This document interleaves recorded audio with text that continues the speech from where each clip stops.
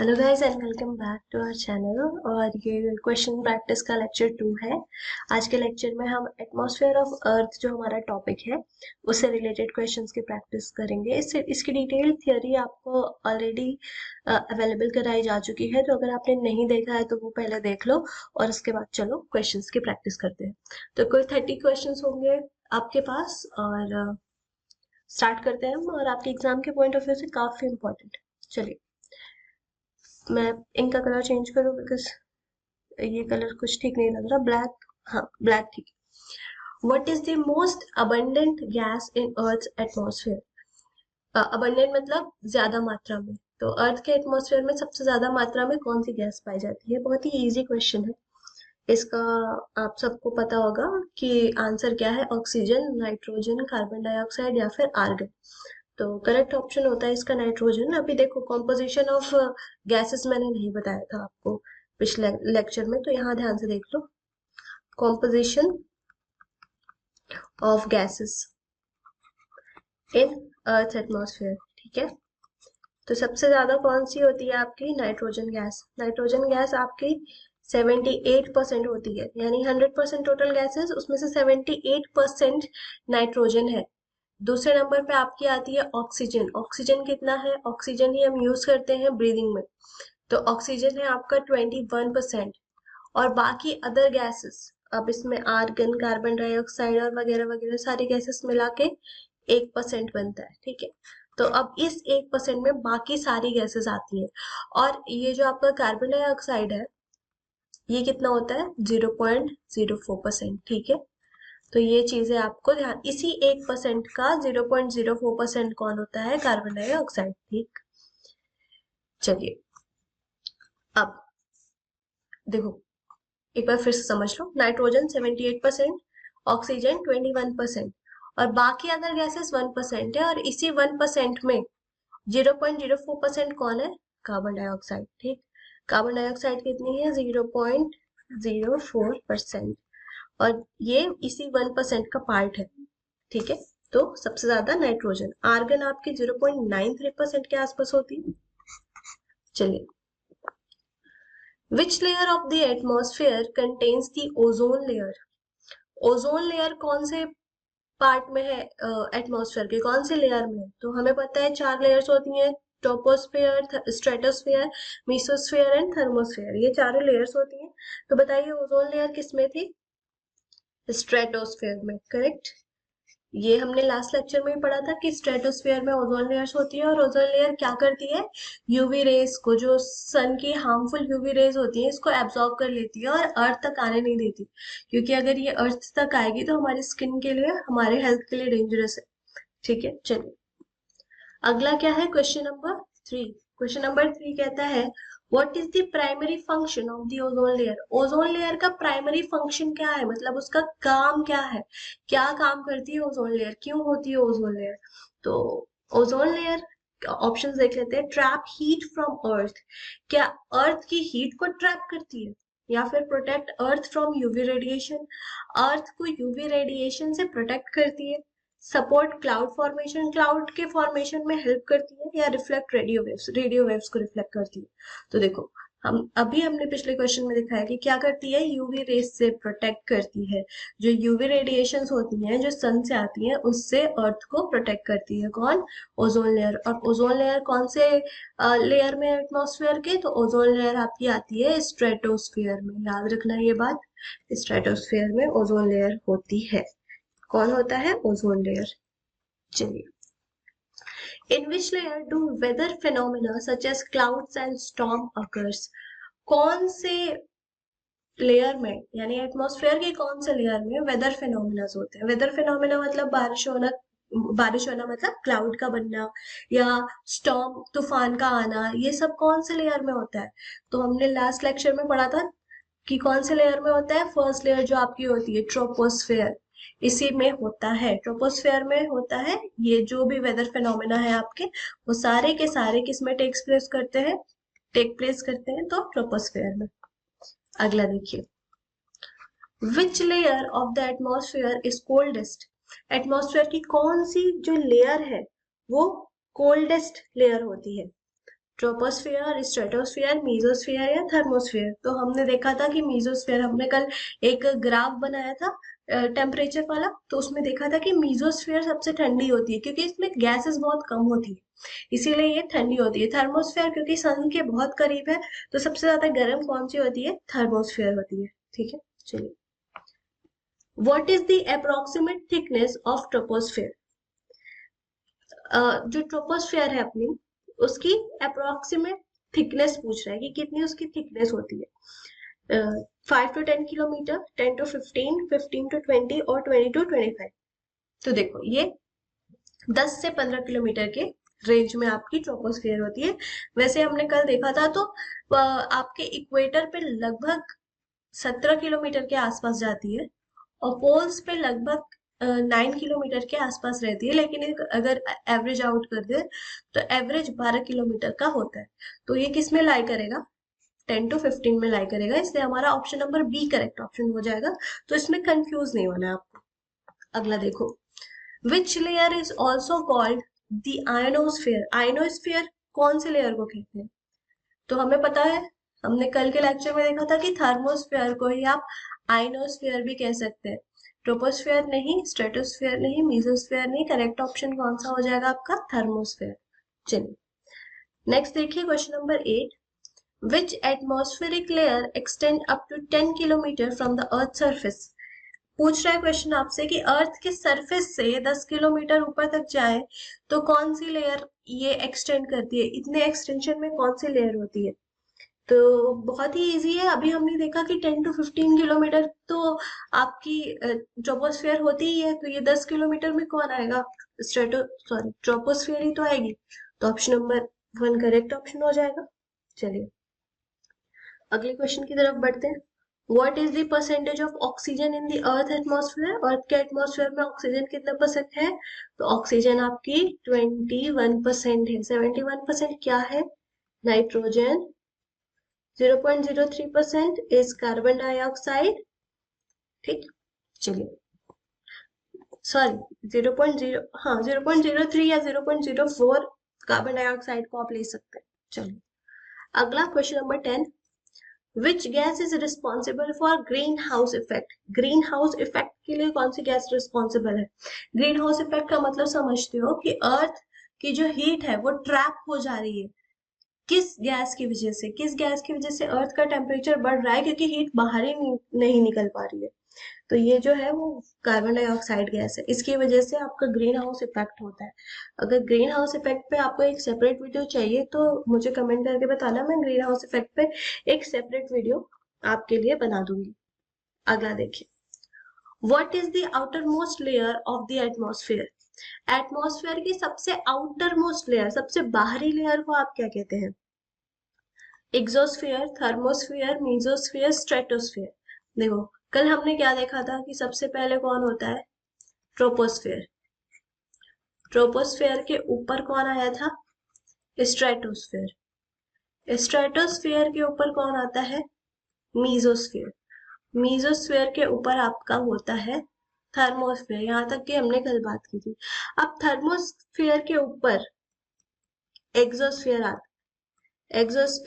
Exosphere क्या है? सबसे आउटर मोस्ट लेयर है एटमॉस्फेयर की, इसके बारे में हमें कोई बहुत ज्यादा जानकारी नहीं है, तो इसको ही हम आउटर मोस्ट लेयर मानते हैं और इसका नाम है एक्सोस्फेयर। चलिए अगला है, the process of heat transfer through the movement of air is called. मतलब एयर के मूवमेंट के साथ हीट का ट्रांसफर होना। एयर के मूवमेंट के साथ हीट का ट्रांसफर यानी गर्म हवाओं का चलना। जब आपकी लैंड से एयर, अगर देखो दिन में क्या है, लैंड गर्म है, ठीक, तो लैंड से एयर उठ के जा रही है तो ये अपने साथ क्या ले जाएगी? वार्म एयर को ले जाएगी।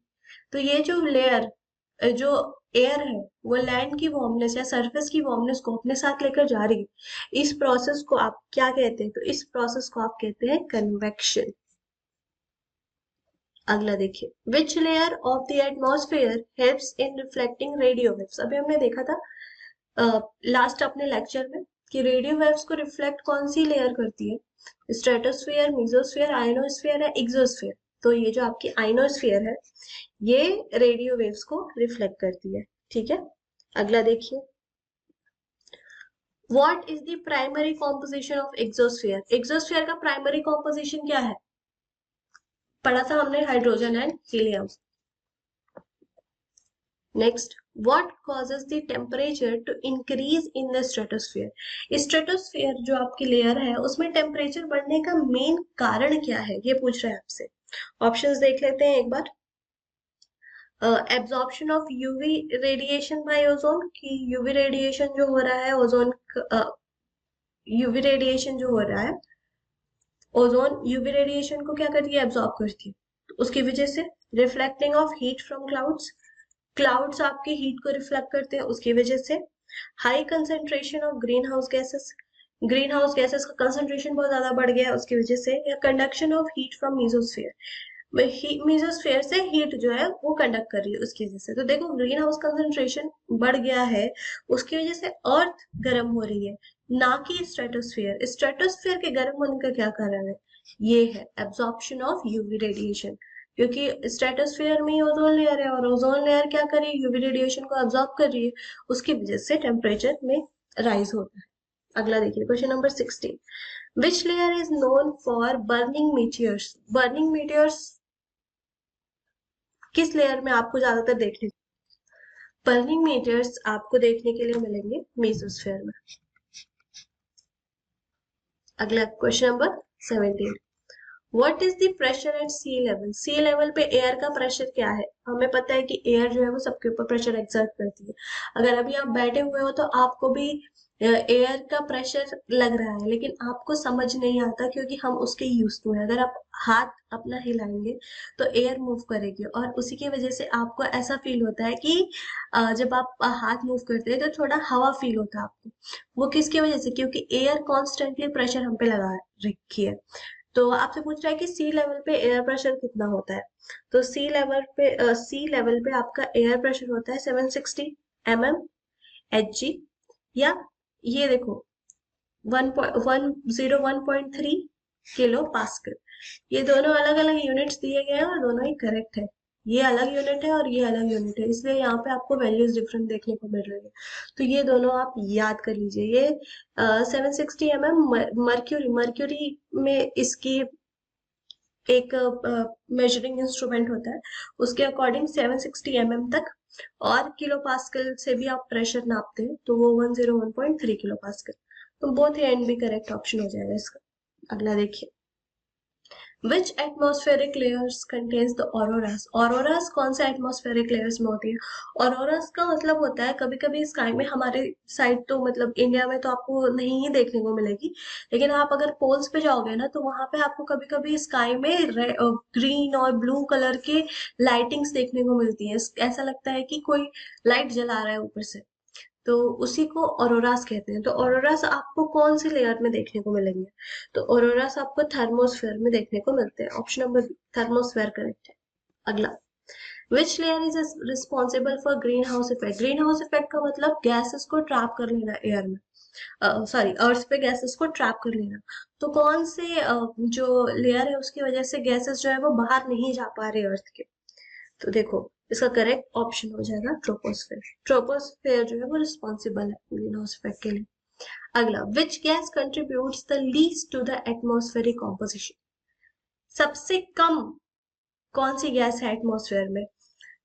नाइट्रोजन, आर्गन, कार्बन डाइऑक्साइड या फिर हाइड्रोजन? तो देखो करेक्ट ऑप्शन आपका क्या है, हाइड्रोजन। ठीक है, नाइट्रोजन तो सबसे ज्यादा है, हाइड्रोजन सबसे कम। अगला 21, what is the average lapse rate in troposphere? मैंने आपको बताया था कि लैप्स रेट की वजह से ट्रोपोस्फेयर, जितना ज्यादा आप ऊपर जाते जाओगे उतना ज्यादा ट्रोपोस्फेयर आपको ठंडा मिलता जाएगा लैप्स रेट की वजह से। तो लैप्स रेट है कितना ट्रोपोस्फेयर में, ये क्वेश्चन है आपका। तो ये है 6.5 डिग्री पर किलोमीटर, यानी अगर आप ट्रोपोस्फेयर में 1 किलोमीटर ऊपर जा रहे हो तो आपका जो टेम्परेचर है वो माइनस हो जाएगा 6 जितना टेम्परेचर था उससे 6.5 डिग्री कम टेम्परेचर हो जाएगा। इस तरह से और ऊपर जाओगे तो ये और माइनस होता रहेगा। ठीक है, तो इसी को हम लैप्स रेट कहते हैं। अगला देखिए, what is the boundary between the troposphere and stratosphere called? Stratosphere और ट्रोपोस्फेयर के बीच की बाउंड्री को आप क्या कहते हैं? तो मैंने आपको बताया था कि ये ट्रोपोस्फेयर के सबसे ऊपर वाली लेयर को ट्रोपोपॉज कहते हैं। यहाँ पे ये कोई थोड़ा ट्रोपोस्फेयर नहीं ट्रोपोपॉज होना चाहिए, यहाँ पे मैं फिर से लिख देती हूँ ट्रोपोपॉज।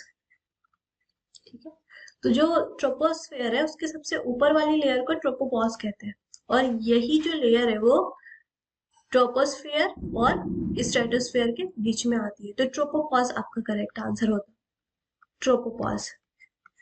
चलिए अगला है what percentage of the atmosphere mass is concentrated in troposphere, यानी एटमॉस्फेयर का कितना प्रतिशत ट्रोपोस्फेयर में कंसंट्रेटेड है। सिंपल सा क्वेश्चन है। तो ट्रोपोस्फेयर में आपके लगभग 75% गैसेस मिल जाएंगी। तो पूरे एटमॉस्फेयर के 75% गैसेस किस में होती है? ट्रोपोस्फेयर में होती है। ठीक है, चलिए अगला क्वेश्चन देखते हैं। Which gas has the highest global warming potential? Global warming मतलब अर्थ को गर्म करना, कि अर्थ का टेम्परेचर लगातार बढ़ता जा रहा है। हम जानते हैं कि इस समय प्री इंडस्ट्रियल एरा से अभी अगर हम कंपेयर करें तो बहुत ज्यादा जो हमारे अर्थ का टेम्परेचर है वो इंक्रीज कर चुका है। तो सबसे ज्यादा पोटेंशियल किसकी है ग्लोबल वार्मिंग को बढ़ाने में, मतलब अर्थ को गर्म करने में सबसे ज्यादा पोटेंशियल, सबसे ज्यादा गर्म कौन सी इनमें से गैस करती है? तो जो आपकी मीथेन गैस होती है, इसके पास हाईएस्ट पोटेंशियल है ग्लोबल वार्मिंग को इंक्रीज करने के लिए। अगला देखिए, in which layer does temperature increase with altitude? कौन से लेयर में एल्टीट्यूड के साथ, एल्टीट्यूड मतलब ऊंचाई बढ़ने के साथ टेम्परेचर भी बढ़ता है? तो ट्रोपोस्फेयर में तो कम होता है। अच्छा, मीजोस्फेयर में क्या हो रहा है? मीजोस्फेयर में भी कम ही होता है। स्ट्रेटोस्फियर, स्ट्रेटोस्फियर में बढ़ता है। जैसे जैसे आप ऊपर जाएंगे वैसे वैसे टेम्परेचर बढ़ेगा। ये जब हमने वो ग्राफ बनाया था टेम्परेचर वाला, उसमें आप देखना, लास्ट लेक्चर में है, मिल जाएगा आपको। अगला, the green house effect result in, green house effect से क्या होता है? डिक्रीज इन अर्थ का टेम्परेचर, अर्थ का टेम्परेचर कम होता है क्या? नहीं। इंक्रीज इन अर्थ टेम्परेचर, अर्थ का टेम्परेचर बढ़ता है, हाँ बिल्कुल सही बात है। ऑप्शन नंबर 2 आपका करेक्ट ऑप्शन हो जाएगा। अगला देखिए, which layer of the atmosphere is densest? कौन सी लेयर सबसे ज्यादा डेंस है? डेंस है मतलब पर यूनिट वॉल्यूम सबसे ज्यादा किस में है? ट्रोपोस्फेयर में, स्ट्रेटोस्फेयर में, मीजोस्फेयर में या फिर एक्सोस्फेयर में? तो ट्रोपोस्फेयर जो है वो सबसे ज्यादा डेंस है, क्योंकि 75% एयर है। सोचो, एक ही स्पेस में 75% चीजें भर दो और बाकी का स्पेस इसमें से केवल 25% है, तो ज्यादा डेंस कौन होगा? यही होगा। तो ट्रोपोस्फेयर सबसे ज्यादा डेंस होता है। What is the role of water vapour in atmosphere? Water vapour का क्या रोल होता है एटमॉस्फेयर में? It reflects UV rays, UV rays को रिफ्लेक्ट करती है क्या? नहीं। It acts as a green house gas, ये ग्रीन हाउस गैस की तरह एक्ट करती है, हाँ। वाटर वेपर भी ग्रीन हाउस गैस की तरह एक्ट करती है, यानी ये भी हीट को अर्थ पे ट्रैप करके रखती है। The thermosphere is also known as, thermosphere को और क्या कहते हैं? अभी पीछे भी क्वेश्चन आया था, आयनोस्फेयर कहते हैं। Thermosphere is also known as ionosphere. And last question is, what is the altitude range of stratosphere?